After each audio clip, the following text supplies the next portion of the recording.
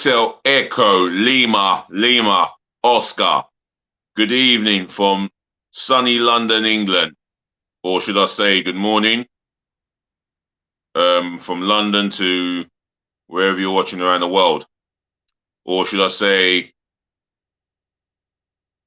good afternoon, whether you're washing your car, I don't know, doing your washing up, whether it's clothes washing or cutlery washing, whether you're tidying your bedrooms, kids, or allow me to say my greetings in 7, maybe 8 different languages. Bonjour, wagwan, what mate, welcome on. Konnichiwa, e caro, hola. Again, this is DLG repping, the one and only and truly. Short for Delhi London Gooner, space, Romeo, Echo, Papa, Indigo November. And welcome to another DLG Reppings match review. It finished at St James's Park, Newcastle United 2, Arsenal 0. Typical Arsenal, bottle jobs. They choked when it really matters. And I'll tell you something, yeah. I will say this live on air. Emil Smith-Rowe, Martinelli, Odegaard, and Bukayo Saka, they will end up leaving Arsenal, especially the simple fact of not hearing Champions League music will get to them. But again, let's talk about the match. I'll come back to those 4 young players. We were absolutely second best all over that pitch from start to finish. And Newcastle United deserved 3 points. They were better than us in every aspect of the game. Motivation, aggression, passion. They showed more hunger. If there was any football team that wanted to win the battles all over that pitch, it was not Arsenal. Simple as. And for Arsenal Football Club to end up in the Europa League, it's an embarrassment. The pressure's now off will be Everton, thinking Norwich. No, our fan base will be thinking that Norwich will do a miracle on the scum. And let me tell you something. There's more chance of me being employed by the Queen to look after her corgis than Norwich even getting a single point at home to the scum. It's not gonna happen. Let's be real about it. Well, before I get into the match preview alone, allow me to ask you nicely to smash the thumbs up like button for me, yeah? Make sure you do that in abundance. Make sure you share this channel all over, virally, all over the globe, especially to your friends and your relatives. You're watching for the first time, welcome on board. Share it amongst your friends and relatives, and do encourage your friends and relatives to share it amongst their friends and relatives, yeah? For those who haven't seen this channel.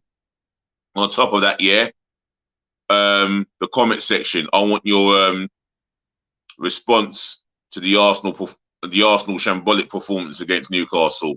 Your opinions, your thoughts of the game, it's more than welcome in the comment section below. Because as far as DLG's repping is concerned, yeah, positive feedback belongs in my comment section below.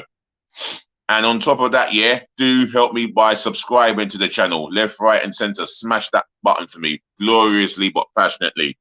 This is the road to 1,000 subscribers, so let's get subscribing, yeah? And if you do subscribe, you know I'll shout you out, yeah? On top of this shambolic performance, it just sums up the club. I say Mikel Arteta is only at the job for the simple fact is he's a yes man. It doesn't matter whether he lacks any experience for the job. It doesn't matter that he was employed as a comb boy or a bib man. I don't know. But the reality is He's going to be there for 3 years. Now, for me, if Mikel Arteta was honest with himself, he would not have signed that contract until the end of this season. But the board are meant to make sure that they do not entertain that contract gossip. What did they do? Offer him a 3-year extension off the back of 3 defeats. Not, it's not just last night. It's Tottenham away. The 3 league games, the first 3 league games we lost, no points, 9 goals conceded. Now I'll tell you something. Going into next season, he can't lose he can't lose 3 league games in a row, because if he does, oh my word, those acts are going to be waving at him. I'll tell you what, the fan base, there's a huge minority of the fan base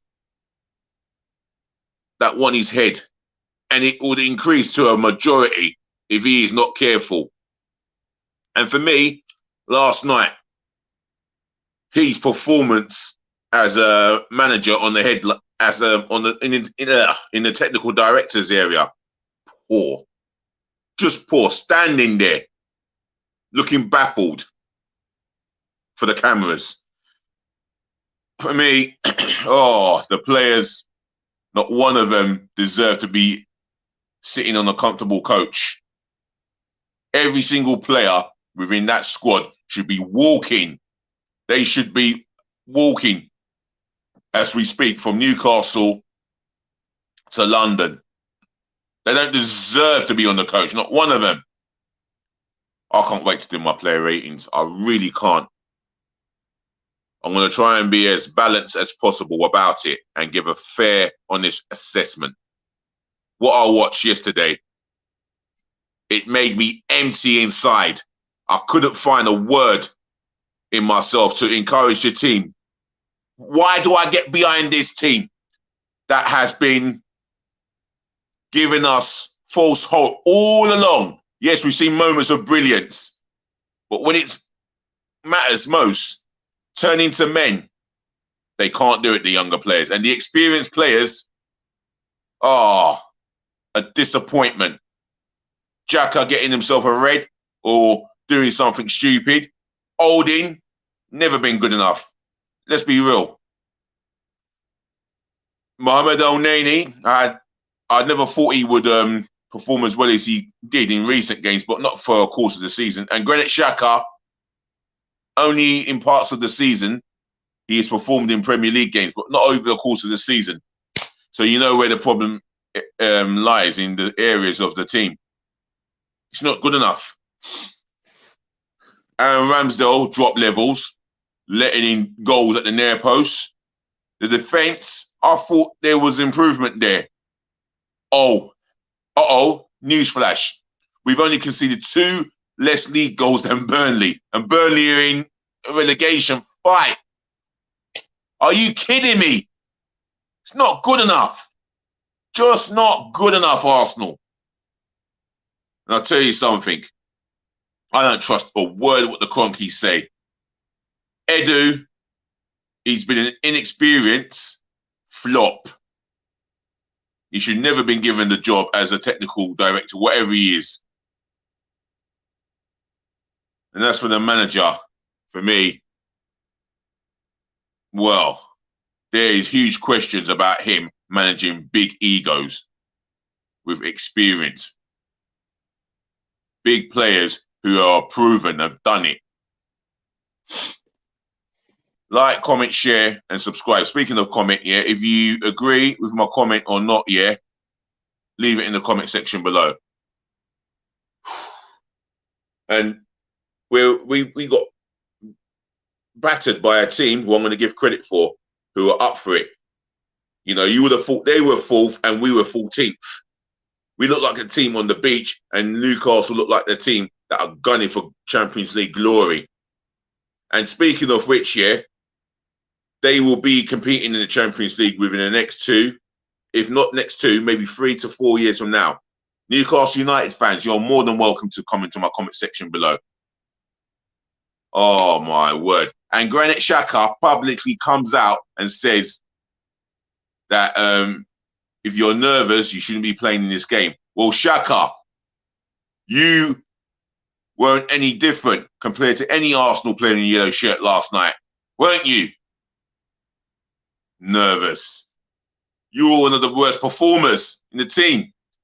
But I'm not going to single you out. I'm going to go through every Arsenal player, because every one of you as a collective, or every one of you as an individual as well as collectively, was absolutely crap. Crap. I've said it. And I'm just saying it how it is. And as far as the Everton games is concerned, write-off. Win, lose or draw, it's a write-off. You could thrash the life out of Everton. Tottenham will not lose to Norwich City. Why? One of the reasons is they've got an elite, proven winning manager. League title winner with Chelsea. League title winner with Inter Milano, Internazionale. And what have we got? A proven novice. And I've nothing against him. It's just the truth. So let's get into the player ratings. Long overdue now. In goal, Aaron Ramsdale. Well, I'll tell you what, he made a brilliant, smart save at the near post to stop St. Maximin beating him in that place. In the second half, he was nervous with his catching and dealing with set pieces. But other than that, he did make some smashing saves. But the second goal, he made a good save. It's just that his defenders were tired or they just gave up. I'm giving him a 6. Right back, Tomiyasu. Got given the runabout by St. Maximin. I have to say, he was given the runabout.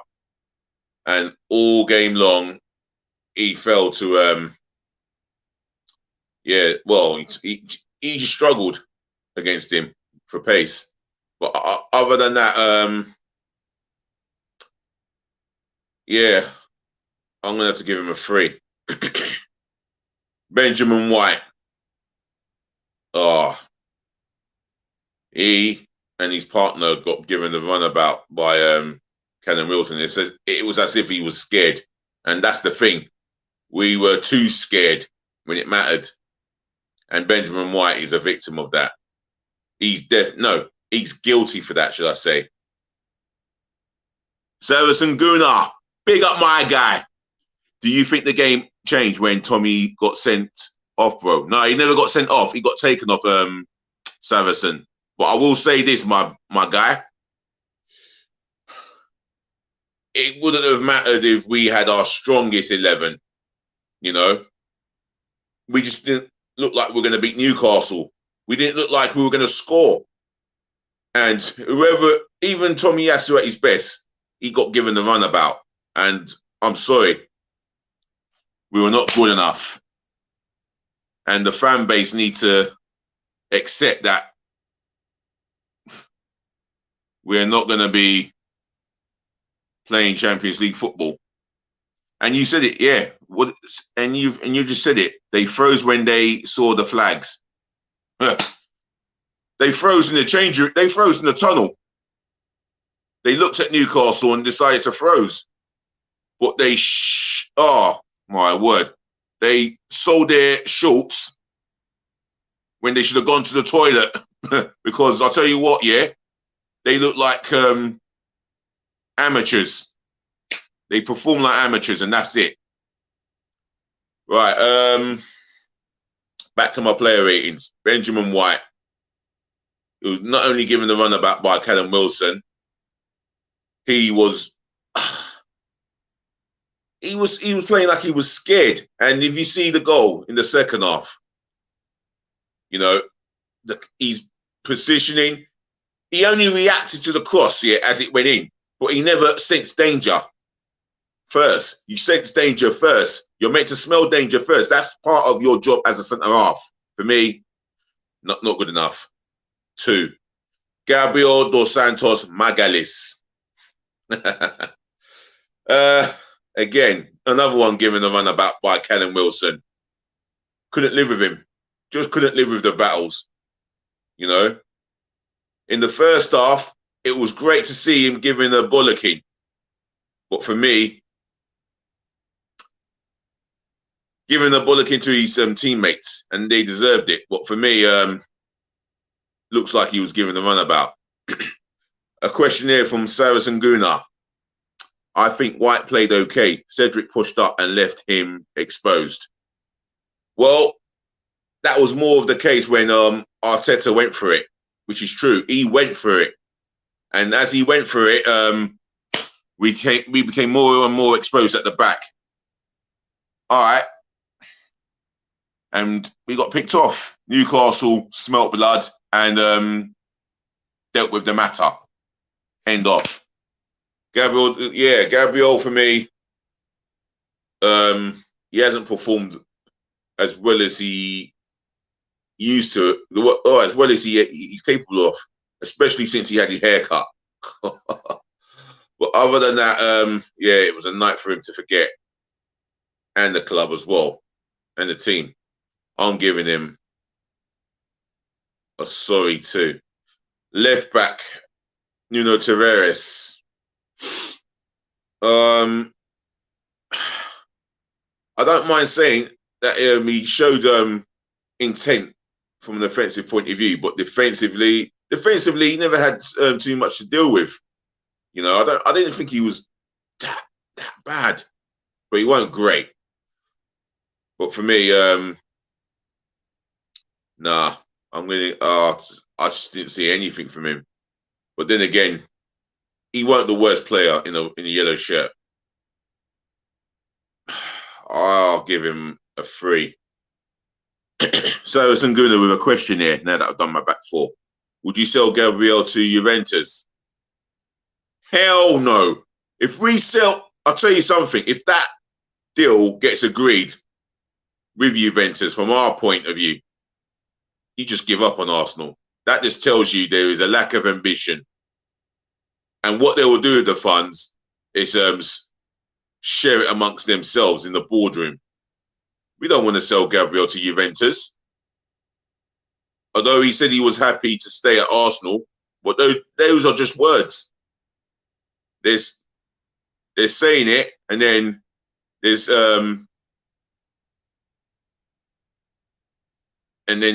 showing commitment. There's two different parts to it. YR, big up yourself, man. Thoughts on De Jong to United? I'll tell you what, that would be an exciting signing. With Eric Ten Hag, he loves the attacking side of the game, or should I say the beautiful game. And I think De Jong would be part of his philosophy. And he wants a player like De Jong to become part of his philosophy. And he's going to do things his way, Eric Ten Hag. So I'll be excited to see him in the Premier League, even though he's playing for Manchester United. De Jong is quality, exactly. I've seen parts. I've seen De Jong in parts, and I'll tell you what, that's a quality but an exciting signing for a Premier League team, and good for the Premier League itself. So yes, it would be an exciting signing. Whether you get it over the line is another question. With all due respect, I mean, Man United's board has been similar to the Arsenal board, but it seems like in the summer, Man United will be going in the right direction. As much as I hate to admit it, but the reality is they've got a top-class, proven manager, yeah, who's won the league at Ajax on a number of occasions and got them winning the league by playing this exciting but beautiful football. And that's what Man United fans have been craving for such a long time. So, yeah, let's see what Eric Ten Hag can do. Thoughts on Xhaka post-match interview? Well, the player himself was shocking in his performance.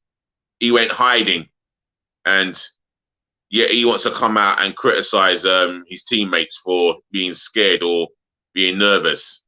he should look at himself in the mirror. He should take a good damn look at himself. He is not good enough all round to be an Arsenal midfield player or to play alongside Partey in the pivotal two. Simple as. Where do you think Arsenal and Man United will finish next season? Well, I can answer the Arsenal question there. There's a good chance that there's more than, well, it's either 6th place or mid-table, especially with the management and the board combined. With Manchester United, they'll be pushing for top 4, but definitely. But it depends on the reinforcement they bring in, and it depends how quickly Erik ten Hag can stamp his authority on the playing squad. And I think he will change the culture, especially if his project is about improving Manchester United and getting them into a place where they can win trophies and improvement in the league, in their league positioning. So that answers your question there. I hope it answers your question there, YR. Midfield, the pivotal. Mohamed El-Neni. Now, he's done well in games, but for me, he and his partner were overrun. They were outplayed and outbattled by Guimaraes, Longstaff, and Joelinton. Let's face it, fact. Saracen has a question here. Depends on who we sign. We need 3 to 4 warriors like Neves. Yeah, we do. We need experience, quality, and characters, you know. And one thing is, yeah, now that we haven't got Champions League, even if we do have Champions League football next season, by the miraculous cock-up by the Spursy, I want Arsenal players who want to play for the club because they want to play for the beautiful club and they want to play their football as beautifully as possible. I want Arsenal players who want to play for the club. I don't want Arsenal players playing for the money or playing for the fact that we're in the Champions League, because those two together does not give me the satisfaction, and it tells me that you're not fully 100% committed. So I want players who want to play for the club. Right, Mohamed El-Neni. You know what? He did try a little bit more than Xhaka, but for me, he was always up against it by himself because his partner went hiding. So I have to give him a 2. Granit Xhaka, 1. Absolutely ghost. Your partner needed you to fight with him to compete with Joelinton, Guimaraes, and Sean Longstaff, and you were nowhere to be seen. Missing again like ghost. You know, didn't take any responsibility. Saracen Guna gives El-Neni 3. I've given I think I gave El-Neni a 3. Or 2. 2, 3 sounds about right anyway. With Xhaka, he can have a 1 as far as I'm concerned. A 1. While I'm doing this here, don't forget to like, comment, and subscribe. Do all of that for me, yeah? YR, Saracen Guna, encourage your friends and relatives to subscribe. And tell them to encourage their friends and relatives to subscribe, like, comment, and share. Do all of that for me, yeah? Bless. Comes out and runs his mouth in the post-match interview. But he's got to take a look at himself and his own performances over the course of the season. And he hasn't been good enough, ever. Mohamed El-Neni, never been good enough, ever. Right, if you want to give me your player ratings and the substitution, that includes the substitutes as well, do so for me. Bukayo Saka, he looked like he was tired. He looked burnt out. And every time he got the ball, 3, 4, maybe 5 Newcastle players on him. He looked like he was so ineffective in that game from start to finish. 1. And I love you, Saka. And I believe you'll end up at Man City or Liverpool one day. because you will not be putting up with this codswallop for long. Another player I'm going to give a rating to, Odegaard. He's another player that will end up at a bigger club or a better team than Arsenal. For me, I saw nothing, absolutely nothing from this guy. I didn't even know he was on a pitch. That's what I saw. For me, he was well looked after. He was well looked after and bullied by Longstaff. Odegaard, yeah, I'm going to have to give him a 0. And Sorensen said it here, Odegaard throws differently, 0. Emil Smith-Rowe, 0. Another one who I didn't think it was as if Odegaard and Emil Smith-Rowe did not even come out of the changing room. If I'm going to give him a mark, it's for coming. It's from coming out of the changing room. Other than that, nah. 0 again. Eddie Nketiah works hard as he does. That's the minimum requirement of a footballer. But other than that, he was never a goal threat. And he evidently proved that we need 2 top-notch strikers. He'll be third choice if he wants to stay. I'm quite happy with Eddie Nketiah being a backup striker at the worst of times. But do we want him to be a backup striker at the worst of times? No. Ideally, he can sign the contract extension, or ideally, what should happen is he should be off. For me, I'm giving him a 0. I loved what he's done, etc. Excuse me. But for me, he has not or never have proved to be the elite striker that we thought he would have promised to be. I'll give him a 1. I'll go with Sorensen's his answer to the ratings. Right, let's have a look at the substitutions. Who do we bring on? Nicolas Pepe. Oh, don't get me started on him. This guy's career was finished when he couldn't run the ball past a defender and go for that open goal at home to Leeds. And again, everything that he did, you could predict where he was going to pass the ball, what he was going to do. You know, he was never going to beat the Newcastle wing back. Never. I'm not even going to mark him. Gabriel Martinelli on the other side.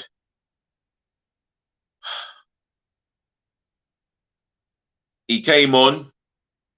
He ran off. He tried to run at the defenders, but for me, ineffective.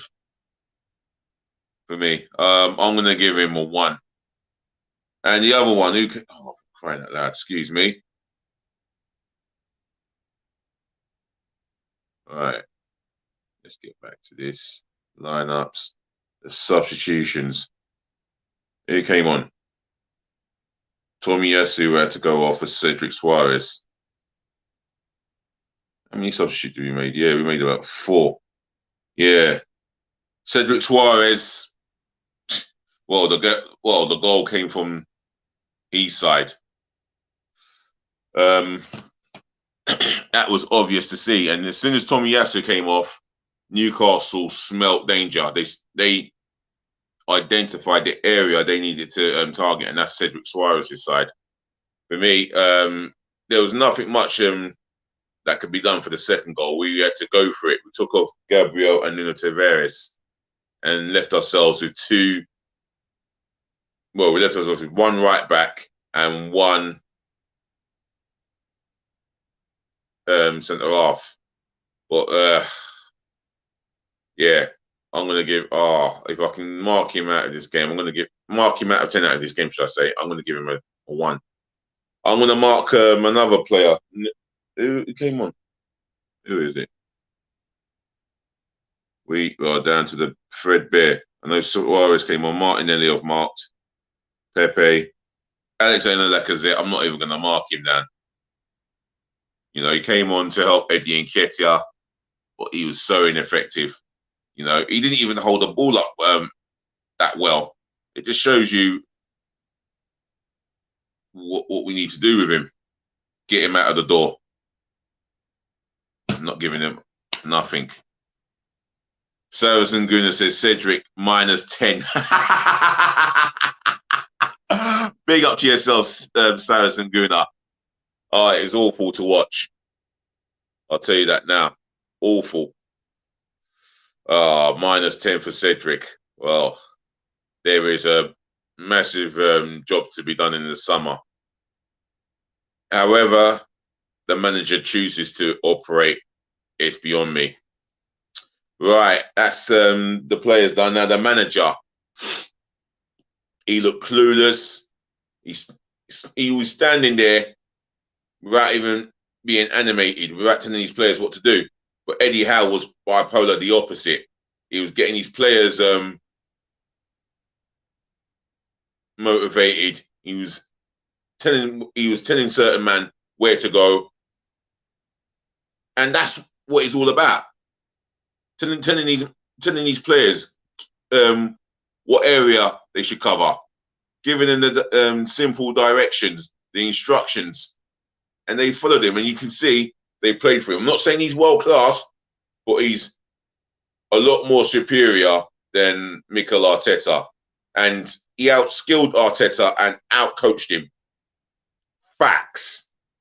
Saracen Guna says here, I left work early because I was so angry.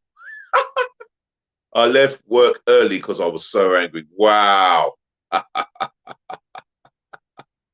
Or was it, I left work early to get to the game, or to get to watch the game, and then you end up angry? That's what Arsenal will do to you. Don't get too angry, bro.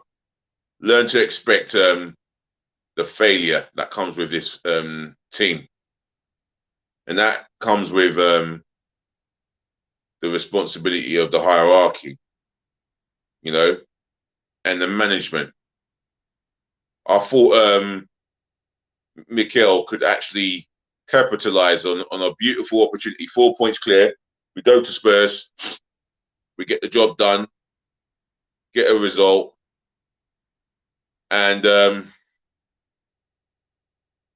we crumble. 5 goals conceded in the last 2 league games.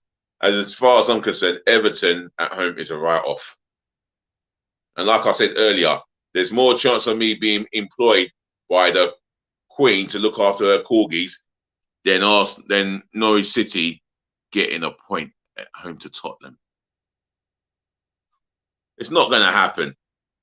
And I'll tell you what, if we miraculously end up in the top 4 through Tottenham doing the unthinkable, then I'll tell you what, I'll have a slice of humble pie. Yeah, like, right. Right, Mikel Arteta's performance as management. His game management was poor. I couldn't see what plan there was to get the 3 points and and get the job done. There was no intensity, a lack of desire, everything. What was his message to the players?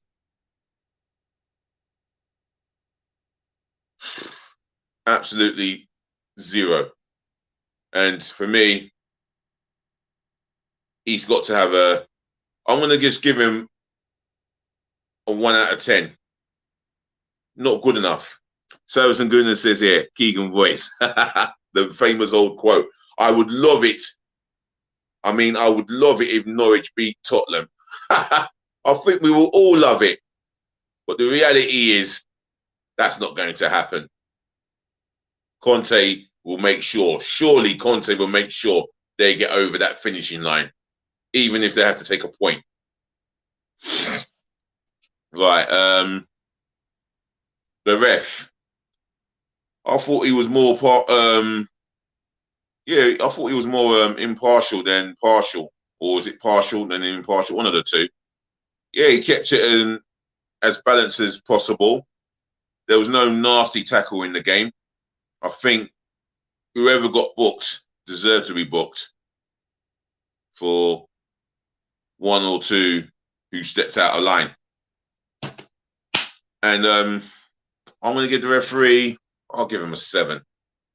The Arsenal fans, I'll tell you what, for travelling up there in your droves and filling out your allocated seats, absolutely tremendous. Absolutely tremendous. And for the money that you've paid to see that shambolic performance from start to finish, but you still got behind the team vocally as possible, I have to give you a 9. You know, it's not an easy night, not an easy thing to do, to travel all the way to Newcastle. I mean, Saracen here has given them 10 out of 10. I'll give them a 9. That's my honest mark out of 10 for their fans. They have been brilliant all season. If you ask me how Arsenal fans have behaved and supported the club and the team all season away from home, yeah, definitely a big 10 out of 10. So I'm going to round this up here and say, ladies and gentlemen, to the boys, to the girls, I thank you for listening. Thank you for tuning in. Thank you for watching. Saving the best to last, as I always do. I thank you so much for putting up with me. But poor old Arsenal.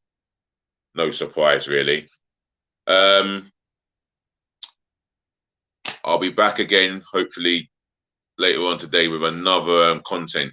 Until next time, take care of your friends, take care of your families, take care of yourselves. Stay safe. Enjoy the beautiful weather if you're in London, England, or wherever you are around the world. Peace, love, and bless again. Until next time, DLG Repping looks forward to talking to you all. And I mean, every football fan on the planet. You're more than welcome to subscribe, like, comment, and share. Do all of that for me, yeah? Once again, just remember, please be nice.